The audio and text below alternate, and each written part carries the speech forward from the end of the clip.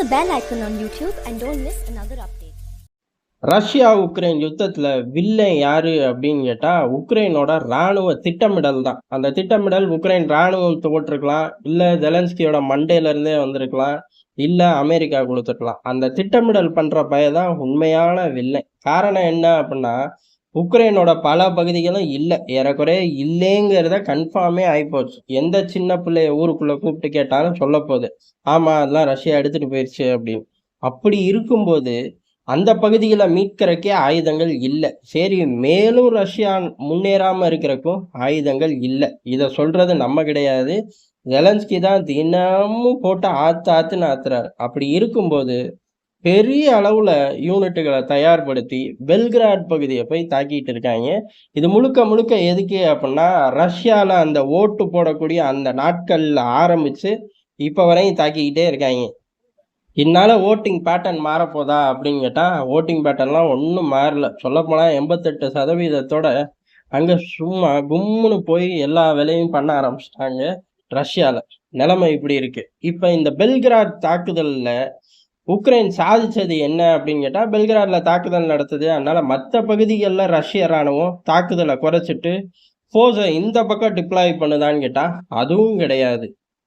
பெரிய அளவுல பெல்கிராட் பகுதியில் நடத்தின தாக்குதல் எல்லாமே ஆர்ட்லரி ஷெல்கள் தான். 1-2 மிசைல்களை விட்டுருக்காங்க. ரஷ்யால இருந்து கவுண்டர் பொசிஷனா ஏறக்குறைய எல்லாத்தையுமே நாங்கள் வீழ்த்திட்டோம் அப்படின்னு இருக்காங்க. ஒவ்வொரு பகுதியிலையும் 10, 15, 5, 6 அப்படின்னு வெவ்வேறு எண்ணிக்கையில அவர்கள் தாக்குதலை தொடுத்திருக்கார்கள். ஆனால் இந்த பக்கம் ஏர் டிஃபென்ஸ் சிஸ்டம் நியூட்ரலைஸ் பண்ணியிருக்கு. அதையும் மீறி சில தாக்குதல்கள் அங்கே பற்றிக்கிட்டு எரியுது.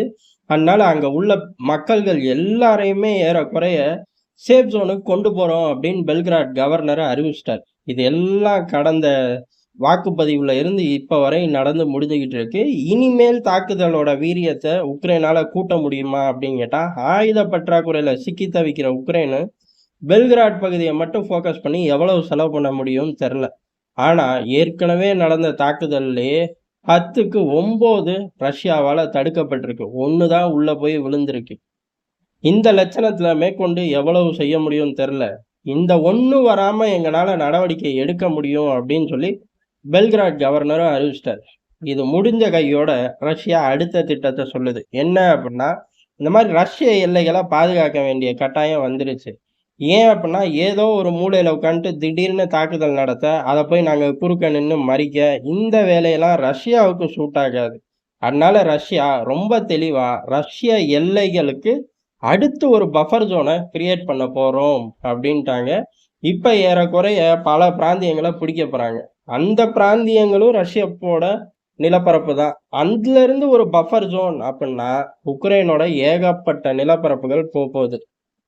எவ்வளவு போகும் அப்படின்னு பார்த்தோம்னா, உக்ரைனோட ஸ்டேட்மெண்ட்டே, அதாவது நாங்கள் ரொம்ப சேஃப் ஜோன்ல இருந்து 30-40 கிலோமீட்டர்ல இருந்து ஷெல் தாக்குதல் நடத்துகிறோம் அப்படிங்கிறாங்க.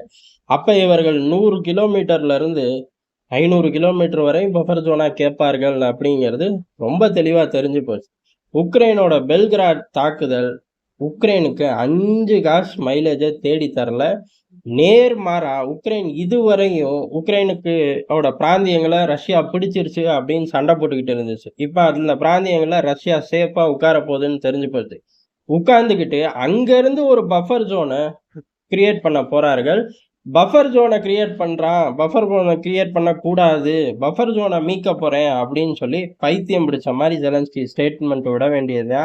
ஒழுங்காக அந்தந்த நிலப்பரப்புகளோட போயிருக்கும். அப்படி இல்லை அப்படின்னா கிரிமியா சொந்தம் கொண்டாடுற மாதிரி இந்த நிலப்பரப்புகளை மேலை நாட்டு உதவிகளோட சொந்தம் கொண்டாடிட்டு இருந்திருக்கலாம். இப்போ அதுவும் போய் பஃபர் ஜோனுக்கு போராட வேண்டிய கட்டாயத்துக்கு உக்ரைனை கொண்டு போய் தள்ளுனது வேற யாரும் இல்லை, பெல்கிராட் திட்டம், அதாவது தாக்குதல் திட்டத்தை போட்டு கொடுத்த அதிமேதாவிதான்.